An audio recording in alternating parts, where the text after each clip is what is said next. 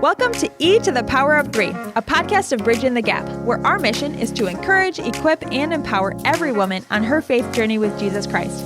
My name is Kristen, and today we're honored to hear from fitness and wellness professional Ashley Darkenwald as she has a conversation with our podcast host, Mykelti Bloom. In this leadership episode, they will be discussing how we feel about our bodies, as well as how to continue to honor them when they aren't doing what we want them to do. You'll also hear more on how to rediscover health and routine after it's been disrupted, such as through the pandemic, pregnancy, or in other life changes. I hope you enjoy this podcast. Welcome, everybody, to another episode of Bridging the Gap's E to the Power of Three. We are joined again. It's our little part two. Welcome back with Ashley. Thank you so much for having me again. Yes. Well, we are really excited. I would say we, like there's somebody else in this room. Well, I'm here too, yes. You know. It's like we as Bridging the Gap are excited to talk about this today. You did a part one for us, so I would encourage everybody to go back and listen to Ashley's first episode with us talking about wellness and fitness and just balance overall. But we're going to really break it down today and start focusing on some of the more harder and challenging aspects of wellness. You know, what happens when our body isn't doing what it's supposed to? What happens when we have been focusing so intensely over the last couple of years with the COVID pandemic? I don't know about other people, but I have felt like a wellness fatigue. Like health is just been talked about so much, and the back and forth of my gym is closed. So now what's that going to mean for me? And now do I take care of my body or do I give myself a break? You know, there's so much different messaging. So I'm really excited to kind of process through that today with you on all of your thoughts. But before we jump in, if you would just introduce yourself in case people didn't hear your part one yet, and just who you are and what got you into wellness. Sure. Well, I am a wife and a mother of three. I have 2 teenagers and a toddler, so my house is busy and exciting all the time. I love music, and I'm a worship leader at church. I own a fitness center in Albertville and have written a few books. I'm also a personal trainer, actively there. And I love life. Yeah. How's that? That's great. That's awesome. You have a couple of books, more curriculum-based, and talking about how to be teaching people and their wellness and fitness journey, as well as small groups. Do you want to talk about the small group one quick? I just love this idea in the journal that you have with it. So If you just want to share about it, in case someone hasn't listened to it yet, but it's so good that I'm like, we got to talk about it. Thank you. That's the second book. It is a resource for individuals and small groups that want to go through a curriculum together, basically. So it touches on nutrition and fitness with a spiritual foundation. So it tackles topics like macronutrients and sugar addiction and sleep hygiene and managing stress and the metabolism. Also talks about diabetes and heart disease, osteoporosis. It really goes into a wide range of fitness and wellness topics, all while asking the question, what does this have to do with my faith? So it's a great resource for, like I said, individuals and small groups to go through together. And where can people find these books or find you if they're interested in getting more involved with your work? Yeah. The books, probably the best place to find them is on Amazon. It's called Living Wellness for Growth Groups. That is my second book. And then there's also the Living Wellness Journal. That's a resource that goes along with it that I think is one of my favorite works of all time. I love journals, first of all. Yeah. But this journal is really something special. Even the cover, if you feel that, Mykelti, is soft. It's a soft. I know, isn't that fun? Oh, it is soft. I just love the journal. It's kind of a favorite. It's like a baby to me. So Amazon's a great place. And my main place that I am is at my fitness center in Albertville. And so infit.org is the website for the fitness center. And you can find my bio and some things that I've got going on there. Yes. Well, definitely, if you are in that area, check it out.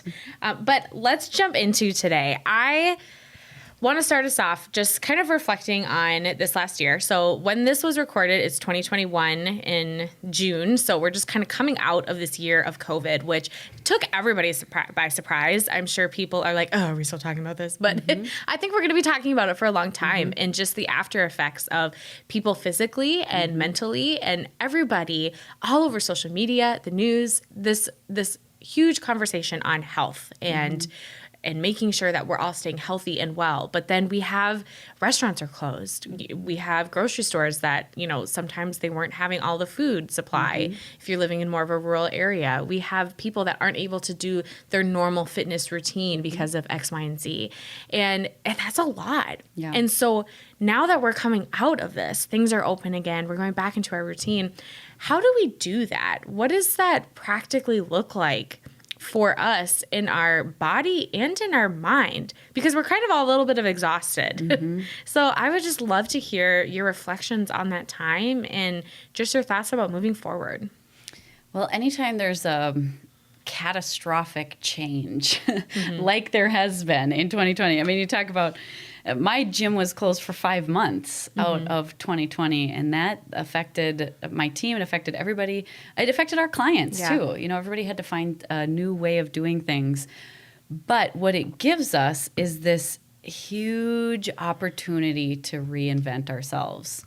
We can take what wasn't working before the pandemic, and we have an opportunity to change it. We can take what was working and move in that direction again, maybe starting again, So if you had tried all these things pre-pandemic and you were just not getting traction, this is an opportunity to practice new directions and throw some new spaghetti at the wall and see what sticks. As far as fitness and wellness goes, a huge group of people found that when my gym got shut down, we went to virtual fitness, and my instructors came in, taught to a computer, and people were at home doing the workout from their living room with minimal equipment. Yeah. Some people found they loved that, loved it. And so we still have this large group of people that are doing virtual wellness and finding kind of their home and comfort in being able to work out in their living room, not going into a building with a bunch of people and getting their social fix that way. I do encourage people to find their social circle and gather with them, and some people it's at the gym and some it's at home. But just to take this as an opportunity that we don't have to go back to the way things were if they weren't working. We just don't. And to give ourselves time and grace. There have been seasons in my life where I've been exhausted. Usually it's after writing a book or a big project or something like that. And I have this nagging inner feeling of, I got to do something. I should be doing this. And somebody came along and told me to stop shoulding on myself. No more shoulding on myself. And to let that go and do what you can, right? We don't want to be just slugs, but do what we can and give ourselves some time to get back into those routines. Yeah. So if we don't feel like going out and running a 5K, don't go out and run a 5K. Start with a walk around the block. That is a really healthy thing to get outside, get in nature. And if you don't want to walk around the block, sit on your front porch. Yeah. Grab a cup of coffee and tea, sit on your front porch and just breathe and just be present. And so that's the first step, is to come to an awareness. It's okay to not go back to how things were. And the second step is to just be mindful about what it is that we want. Take inventory of what we want with our health and wellness. What do we want that to look like? Like, I ask every client, what is your ideal day look like? From wake to sleep, how do you envision your perfect healthy self? What does that look like for you? And use this time of putting ourselves back together to reflect on that and to visualize and to come up with a good plan and a picture of what we want ourselves to be doing and looking like. That's good. Because it kind of goes to what I saw a lot of people saying, the should-haves, right? Like, okay, we're in this pandemic. Now we have no excuse to be focusing on our bodies. Like, take time to work on your mental health, your physical health, go for walks. And there was the complete opposite of like, no, you're mentally going through a lot. Yeah. If you gain weight, it's fine. So it was just this like battle. Yes. I don't know. What did you see that? What did you experience with your clients? Yeah. I absolutely saw that. I went through that battle myself. I practice not shooting myself, but I do it all the time. We do. It's natural. I think the main thing that I saw, a lot of people did take that time to clean out closets, to start a hobby, to take up knitting, to exercise and be well. And that is beautiful. That's probably their way of dealing with trauma, right? I think some people's way of dealing with trauma is to go outward, and some people's way is to crawl inward. Neither is right. Yeah. Like we're different people. And so we respond to the trauma of things shutting down and not being able to hug loved ones and these things in different ways. I went through a season in the winter, and I admitted this to my business group. I watched Netflix all the time. I'm talking like 6 hours a day I watched Netflix. I didn't want to do the things I was supposed to do. I didn't want to do anything. I just wanted to binge watch Netflix. And I did. And I kept thinking, am I ever going to get out of this? I don't want to get out of this. So I didn't. It was probably months. I probably watched a lot of Netflix. But then there was a dawn. And I can't remember the time or what sparked it even. Maybe the weather changed a bit. And I felt like flowers were kind of blossoming inside of me and just letting myself breathe and have that space. And I saw that in my clients too, that when they just stop trying to force things and let it happen, they started moving again, and they started eating healthier again, and they started drinking more water again. They started being mindful of their sleep again, and just giving that space and time. And I'm going to backpedal a bit, but I would say a precursor to that is if you have not grieved the loss of all the things, start there. Yeah. Because a lot of people are going to dive into health and wellness without having kind of processed the trauma of the pandemic.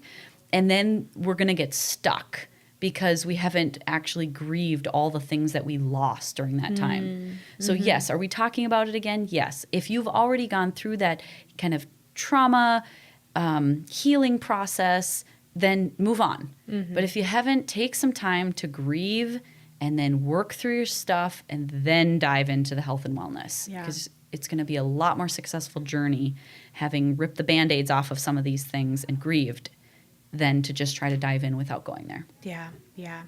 I feel like that's a really powerful reminder, is that sometimes we do have to just like sit with where we're at and let things happen naturally, to take off expectations and to grieve that. I know last year was a nightmare for me. I used to work full time in 2019 and then decided January 2020, I'm going to go part time and I'm going to focus on my health. I'm going to focus on losing this weight that I had gained because I was in a really unhealthy season. This is going to be my year. LOL. And so I'm like starting on this weight loss journey. Pandemic hits. Get pregnant, which is the opposite of losing weight. And so then I got super sick. I couldn't eat anything. I was getting sick like 3 or 4 times a day, just like on bed rest basically for the first 17 months of my pregnancy. And I remember feeling so defeated of this was supposed to be my year. I was supposed to get healthy, and now I can't do anything. I can't move. I'm going to be gaining all this weight in pregnancy. I've got the pandemic going on. Emotionally, I can't. And just, I had to do exactly what you just said. I had to stop and just breathe and say, you know what? I'm going to remove the expectation, because I saw on social media all these women who were pregnant and like still working out and like, this is so important. And I'm like, am I failing already as a mother? And having to just grieve that isn't going to be my experience. And it was such a release. Such a release. So what does expectations like do to us in those moments when we are just really battling inwardly of like what we want to happen with our body and our wellness, but what's actually happening? Yeah, the expectations just crush us. Especially unhealthy expectations. I think it's like comparison. Expectations and comparison just kill the spirit. Yeah. And then it bleeds into our mind and it bleeds into our body and it just crushes progress. It just crushes progress. And I want to be careful that we're not saying just do nothing and continue being unhealthy. We're not saying that here with your experience and I think with my experience too, but just to give yourself grace. And rather than having these expectations from the outside, take some time to ask yourself, what do I want? What do I want? What do I want out of this experience? Do I want to be walking right now? Do I want to go for a walk? And if you say, no, I don't, I want to sit on the couch, then shed that guilt that you have of sitting on the couch and just be there. Be there and be present and be grateful that you have the opportunity to sit on your couch in air conditioning and you can just sit. Yeah. And if in that moment you say, what do I want? Do I want to go for a walk right now? Would that make me feel good? Would that be a good thing? And you say yes, then go for it and feel good about it. But I think something you said about having the this is my season too. Yeah. Oh man, that's a big one. That can derail and crush our spirits. I get into that rut like this is my day off. And then something will go wrong and I will be so mad and I'll ruin it because someone will call me and need help on this big project. And I'll be like gritting my teeth. Yes, I'll help you. This was supposed to be my day off. This is my season to lose weight. And then look what happened. I got derailed.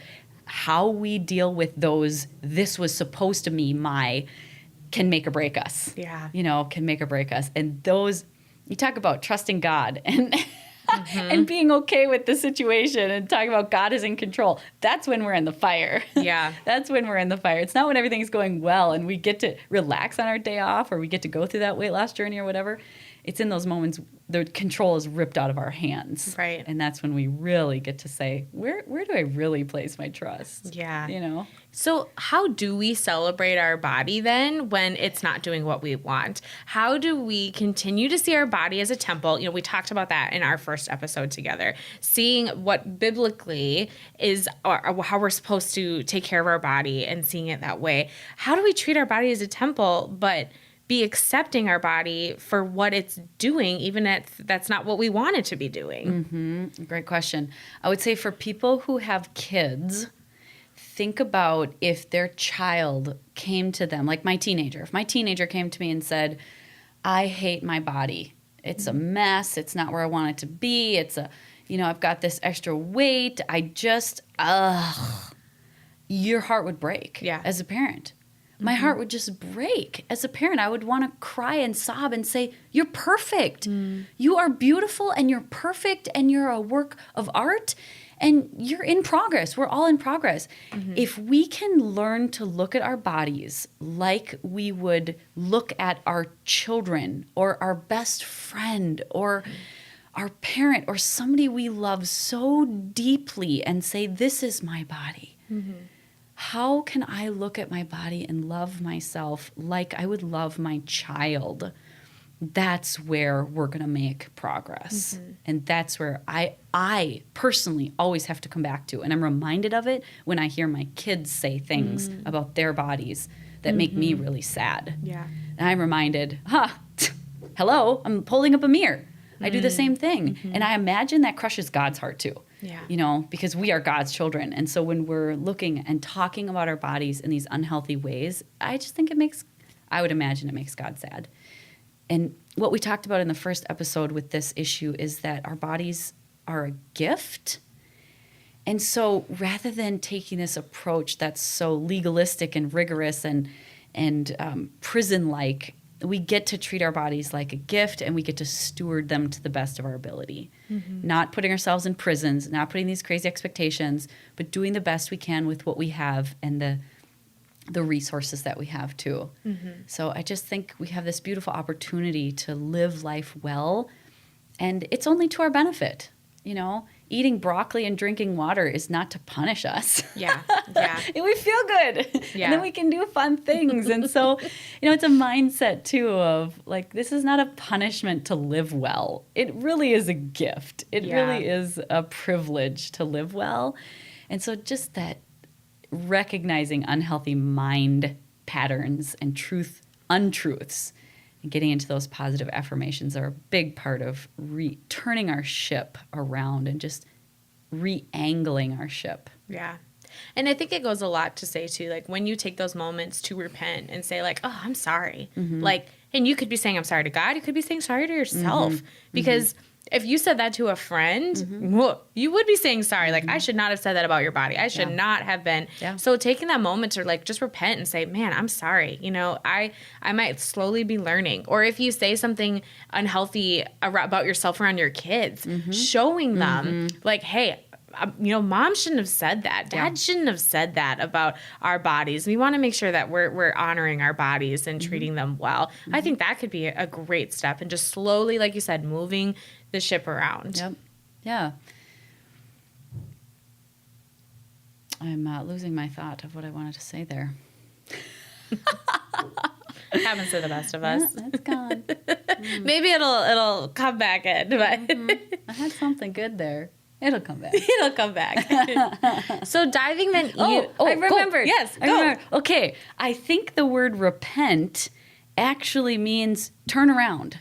It's in Greek or some language. It means turn around. So to take that one step further of you know, whether we're repenting to God or to ourselves or whatever, but it means turn around. So not just saying, I'm sorry I'm doing this, but to actually change our behavior.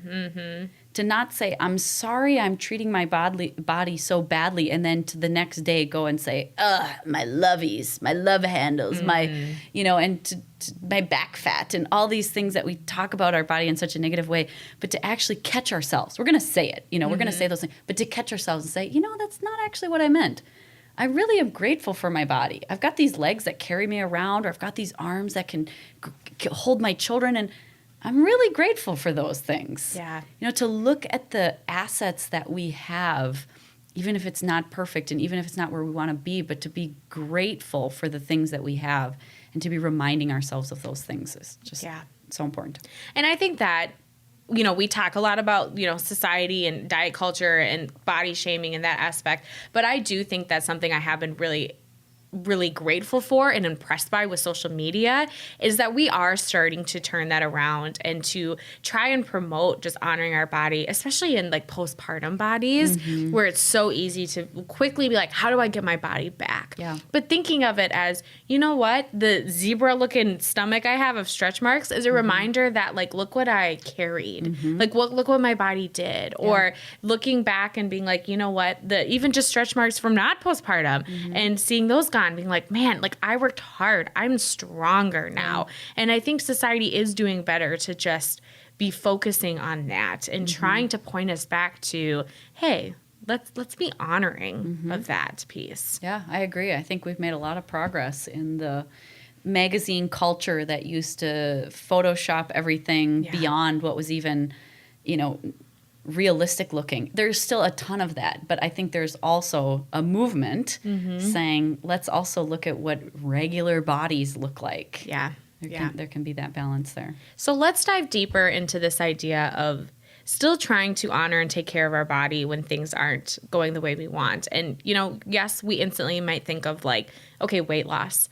But what about if you're battling food sensitivities, food allergies, and frustrated with that, or infertility? Your body really isn't doing what you want it to do, and that might be just a really hard journey to be in. So how do we not let the food and body image become an unhealthy idol in our life?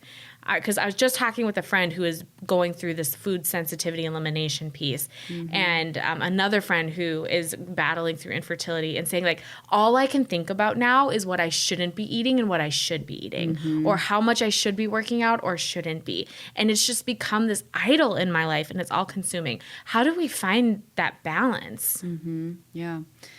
I think some of that, first of all, if the thing has happened, you know, if it's infertility or if it's a food allergy or something, I come back to the importance of grieving. We have to grieve those losses and not just say, everything will be okay. everything is all right. It will all work out, which those things are all true. Yeah. But we have to go through that process of grieving in order to go through the process of healing. That has to be first. Grieving the loss of whatever it is your body is not able to do that you want it to do.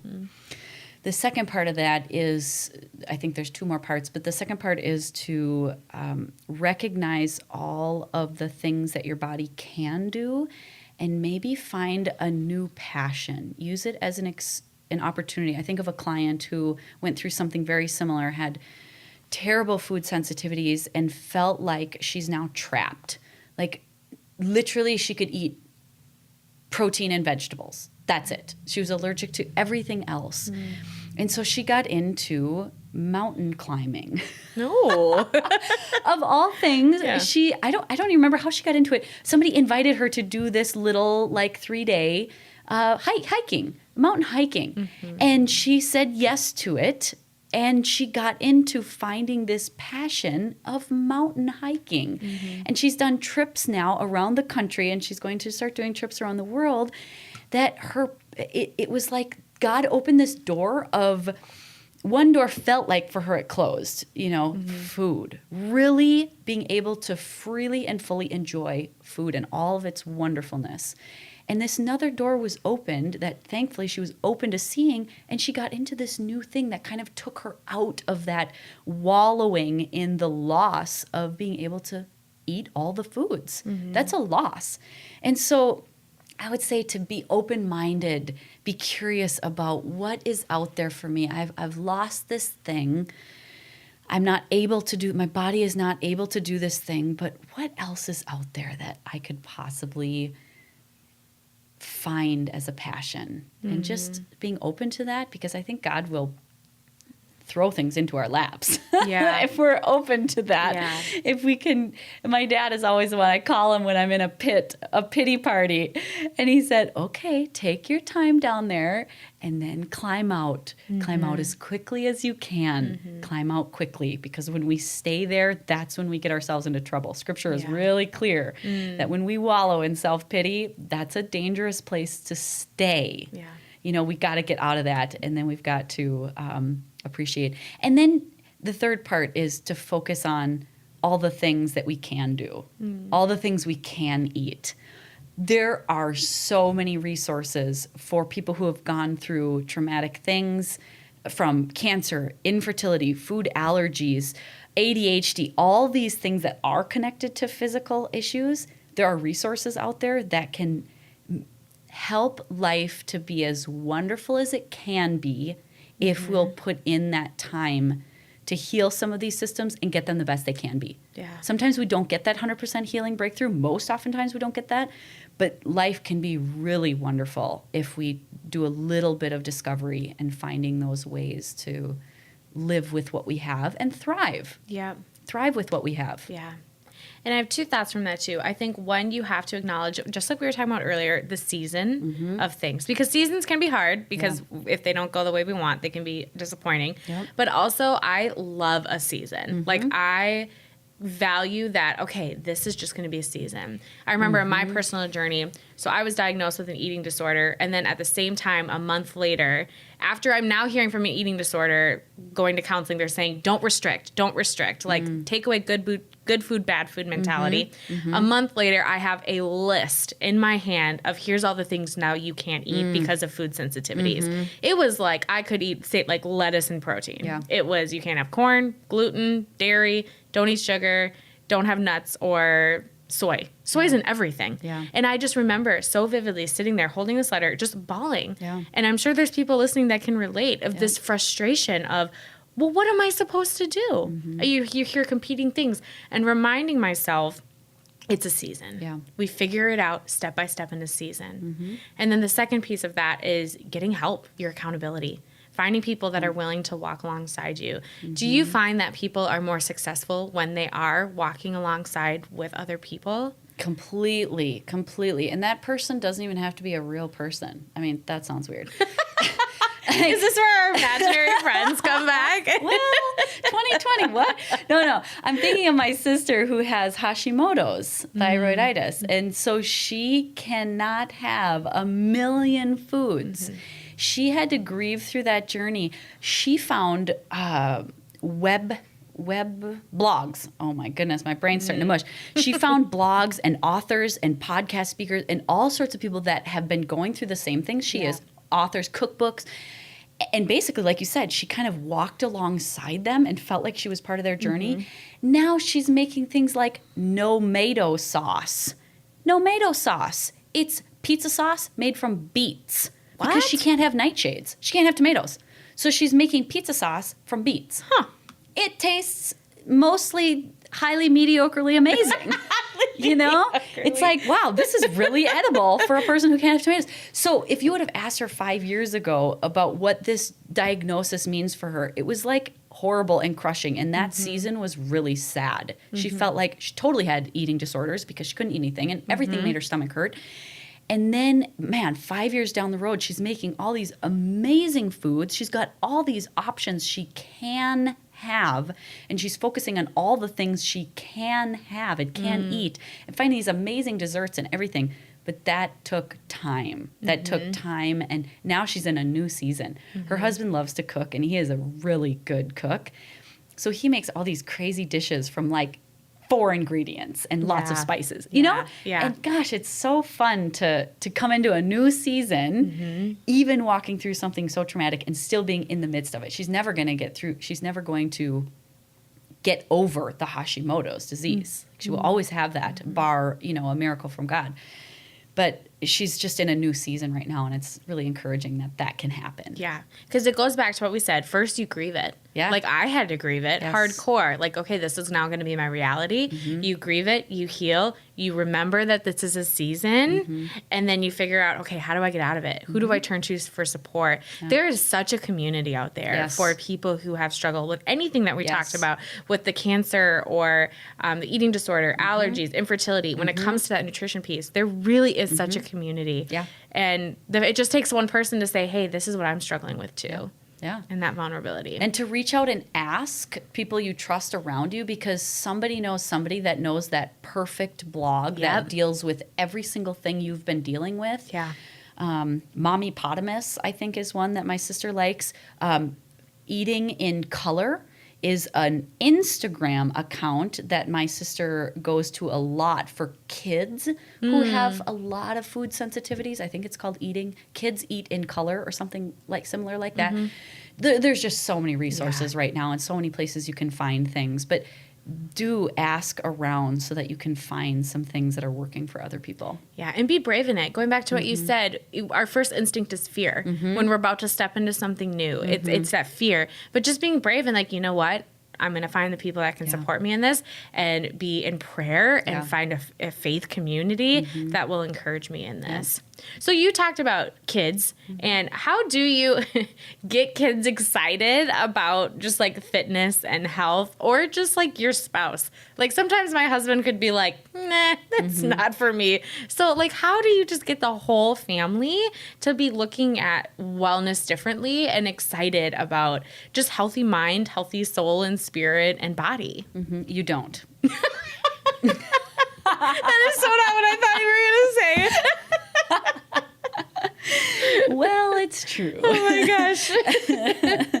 Yeah, the first question I get as a personal trainer is, man, your husband must be so into this. He must be so in shape. You whip him into shape. I'm like, nope, we don't go there. My marriage is more important than healthy lifestyle. I don't bug him. I don't talk to him about it. He will do what he's going to do when he's ready to do it, period. Yeah. So, hubby, leave him alone. Leave him alone. Partner, leave him alone. Whatever, leave her alone. Just leave that person alone. They're going through their own journey. If you want to invite them on a walk with you, beautiful. But do it because you genuinely want them to go, not because you want them to go. You know what I mean? Yeah, That's a difference. Your tone of voice will be different. Your attitude will be different. If you genuinely want that person to go on a walk with you or go to an exercise class with you, ask them out of that place and not out of a, they really should be. Because they can tell. Oh, yes. It's out. It pours out of your heart, right? So, your partner or whatever, leave that person alone. Encourage them where they're at and let them do their thing. Just like you hope they would let you do yours. There's so much freedom in just saying, they're a human being, I'm a human being, we're all going through this journey, and I hope they let me walk my path without shaming or interfering, whatever. And so you want to do that to theirs. Now, kids, depending on their ages, like I mentioned in the first episode of the podcast, I have 2 teenagers. No, that was this one. I have 2 teenagers and a toddler. So there's different levels of interference you can do with those kids. My toddler, I can get him to eat some things. Okay, this is a tip. Presentation is key. Oh, yeah. Presentation is key. Presentation. So go on Pinterest, go on Instagram, go on the Google, go on the interweb, and find how to make snacks cute. Because if you take some celery and cut it up, and you put some snap peas on the side, and you put some cherry tomatoes and a clementine in the middle, and you sprinkle a few dark chocolate chips on the bottom, and you've just made this beautiful flower.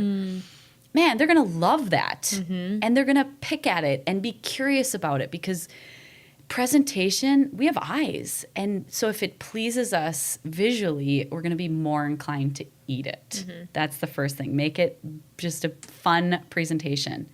The second thing with kids is to get them involved in the kitchen. They can help at any age. My gonna be 4-year-old, I can give him a spoon and he can mix up anything that I'm making. He wants to crack eggs right now. That's where he's at. He really wants to crack eggs. So sometimes I'll let him crack eggs into the garbage. I know I waste 1 or 2, but he wants to help, and so I want him to be involved. But every age can help. Once they can hold a knife safely, have them chop the vegetables. Once they can, one of the things I'm doing with my 12-year-old is letting him pick out the spices when we season meat. Oh, yeah. And so I said, okay, Kane, it's time for you to come up and season the chicken, or season the burgers, or season the pork chops. And he is really getting into it. He let me try this together with this. And he never used to before. That's not his thing. He's a Fortnite kid and all that kind of stuff. But he's getting into it. And then guess what happens when the kids are in the kitchen helping? What do? They taste it. They want to try it, something they would never try before. If they had a hand in creating it, they're curious. Because they're proud of it then. Right. They're totally curious. So get the kids in the kitchen, make it be visual, and have a spirit of curiosity. Yeah. Rather than a should or a shame. Spirit of curiosity. While you're eating your asparagus or carrots, say, I wonder what this is doing for my body. I read that carrots usher out excess estrogen from the body. And I heard that's really good for hormones.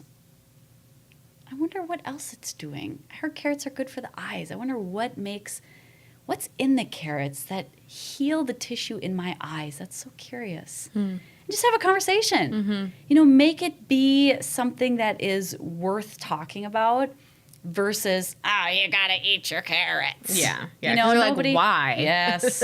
Nobody wants to. And you don't have to have the knowledge either. I mean, read an article about something and then talk about it. Or, whatever vegetable you're preparing, do a quick Google search and look up, what are the benefits in nutritional benefits of carrots?